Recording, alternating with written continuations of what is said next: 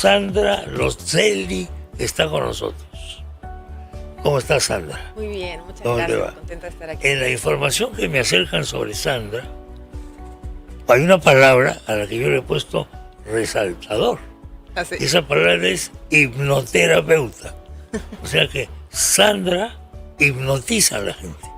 Y yo, a partir de que leo esto, ya la miro solamente con parte del ojo izquierdo, porque tengo temor de que me hipnotice.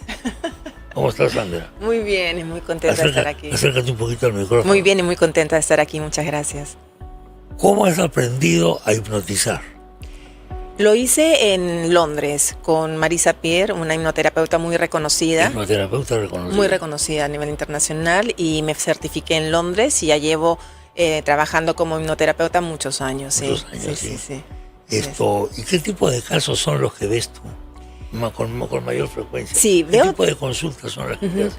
Veo de todo tipo de casos en realidad, pero el que me llega muy frecuentemente son casos de ansiedad, ¿no? Muchos Ansiedad. temas de ansiedad, muchísimo, ¿no? También fobias, también...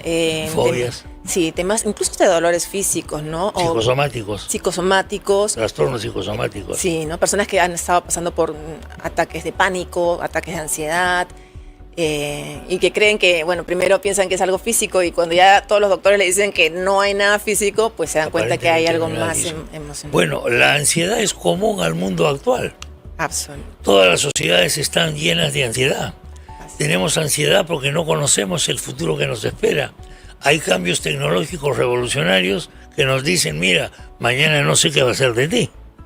Acabo de estar conversando con una bióloga y le dije, mira, todo esto que tú me estás contando lo va a hacer mañana la inteligencia artificial. Así que cuidado con qué chamba estás, en qué chamba estás. Entonces, la ansiedad es una cosa común. Así es. Quizás en esta época, más que en otras épocas, tú lo ves así. Yo diría que sí, cada ¿Es a vez. nivel mundial eso? Sí, sí, definitivamente, definitivamente. Vivimos con miedo, ¿no? Vivimos con mucho miedo. Miedo. ¿Cómo se manifiesta la ansiedad? ¿Cómo yo puedo darme cuenta por cosas que me pasan que efectivamente tengo este trastorno de ansiedad? Ajá. Bueno, ya cuando hablamos de crisis de ansiedad, así, ya son personas que están empezando a sentir síntomas físicos, ¿no? Por Empiezan ejemplo. a tener palpitaciones, Respiración, le cuesta respirar, Ujú. piensan que les va a pasar algo, les Sí. duele el brazo, piensan que van a tener un paro cardíaco, empiezan a sudar. Y lo peor Eso de es un todo, episodio concreto sí, ya son más episodios de ansiedad que fuertes, se agudiza ¿no? esto. Ajá. Aunque puedo tener una sensación permanente, digamos, pero relativamente manejable, Sí, lo que pasa es que ya ni siquiera nos damos cuenta. ya no te das cuenta, pues. No Claro. nos damos cuenta porque vivimos constantemente en ese estado de alerta y de miedo. Y no nos damos cuenta que en realidad no es natural que vivamos, o sea, no es miedo lo que tenemos. Pero ¿no? vivimos así. Así es lamentablemente, sí. Mucha gente vive así. Sí, sí. Y yo diría que una de las razones es porque nadie nos ha enseñado qué hacer con las emociones. Es muy fácil decir, pero no tengas miedo, no te preocupes, no estés triste, no llores, ¿no? O no te molestes, pero nadie nos dice cómo dejar de hacerlo. Y ahí está la clave. ¿Cómo hacer? Eso creo que sería algo que deberíamos de aprender desde niños. Bueno, ¿Qué hacer hay con las personas, emociones? sí te entiendo, pero hay personas que creen que esa es la condición natural del ser humano. La neurosis es la condición natural del ser humano. El trastorno, el TOC es la condición natural del ser humano. La ansiedad es la condición supernatural del ser humano porque hemos vivido así desde pequeños. Así es, Porque nuestra familia es un laboratorio de ansiedades así es, y de trastornos de este tipo. así es. ¿En qué momento nos damos cuenta ya no damos más, no doy más, o me suicido porque llego a ese nivel, ¿ah? O alguien que haga algo? ¿A qué teléfono llamo? ¿Qué tecla toco Claro, claro. antes de suicidarme? Claro.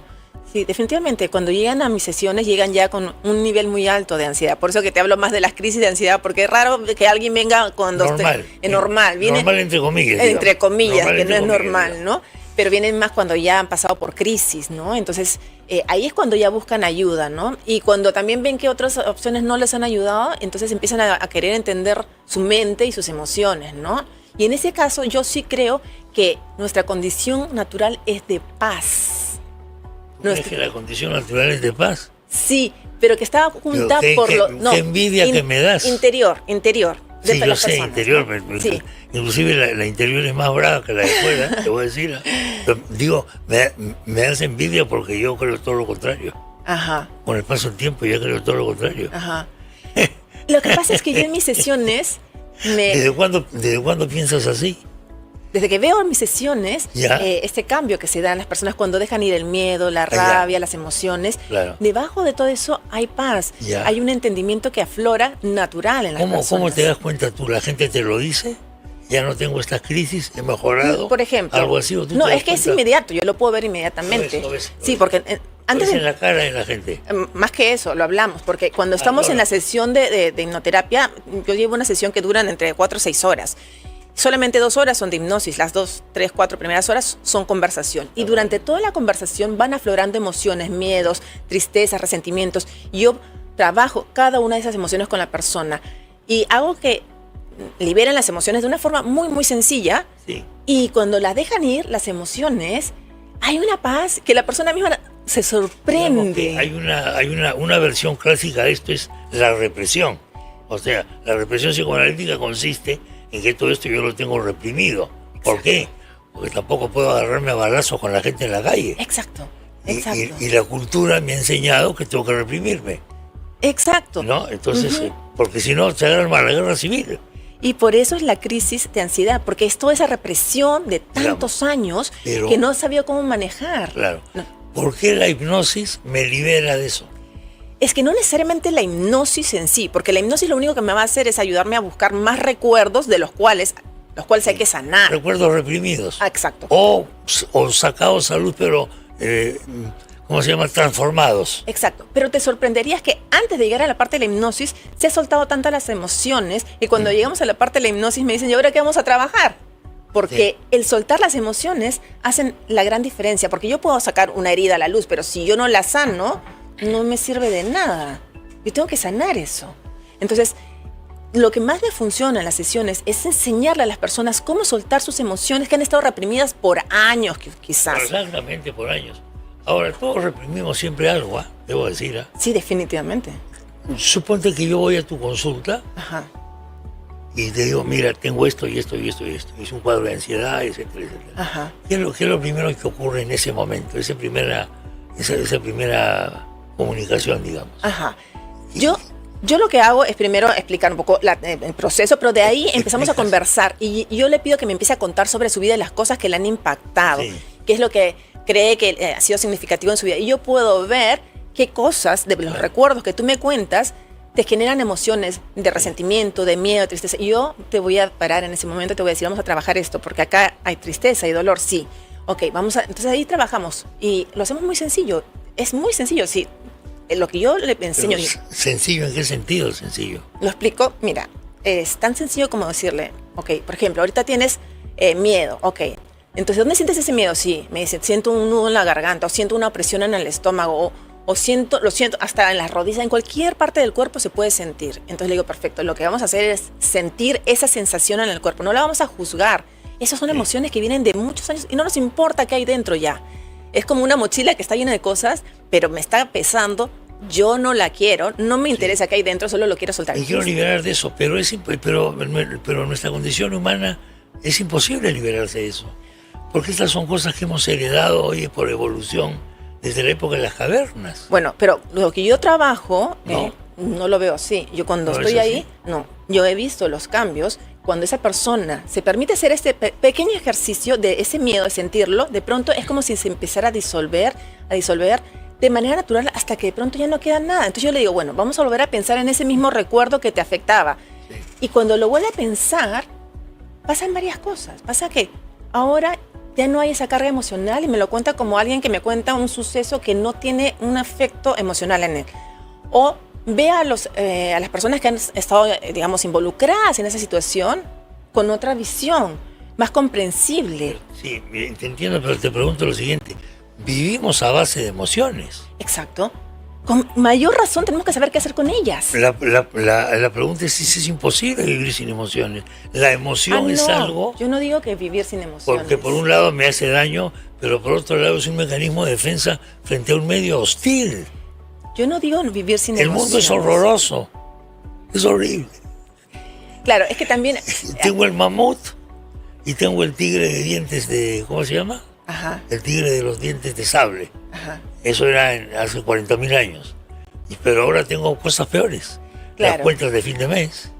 Claro, Mi hijo consume heroína. ajá, Este país se va al garete porque la política lo destruye. ajá. Tengo la pandemia, tengo COVID, etcétera. Claro, Hasta chao. claro. La mente tiene Hasta chao. mil razones por las cuales... Muchísimas razones. Mil razones que validan por qué yo tengo que tener miedo, por qué tengo que vivir con miedo, por qué tengo que vivir con resentimiento. Y podemos quedarnos con eso. Pero también podemos vivir situaciones desde la paz. Podemos. A eso quiero llegar. Sí podemos. Entonces tenemos que elegir. Bueno, quiero... Claro, el tema es que creemos que el miedo nos protege. Pero también siempre digo esto. Yo, por ejemplo, puedo decir, ok, acá hay una tetera que quema. Yo no necesito sentir miedo para no tocarla y saber que me voy a quemar. Simplemente saber que no tengo que tocarla. No tengo por qué sentir miedo para dejar de hacerlo. Porque ahí tengo el miedo de quemarme, pues. O la precaución o el saber, pero no tienes que hacerlo desde el miedo. No tienes que sentir ese miedo para hacerlo, solamente saberlo, ¿no? Entonces, es eso. Entonces, ok, ¿qué tal si yo puedo vivir las mismas cosas desde la paz? Cuando estamos en paz podemos responder mucho mejor a lo que está sucediendo también. De hecho, si por ejemplo hay un sismo en un sitio, imagínate en un estadio, lo primero que te piden es que mantengas la calma, porque No se puede. no se puede, pero Sálvese quien pueda.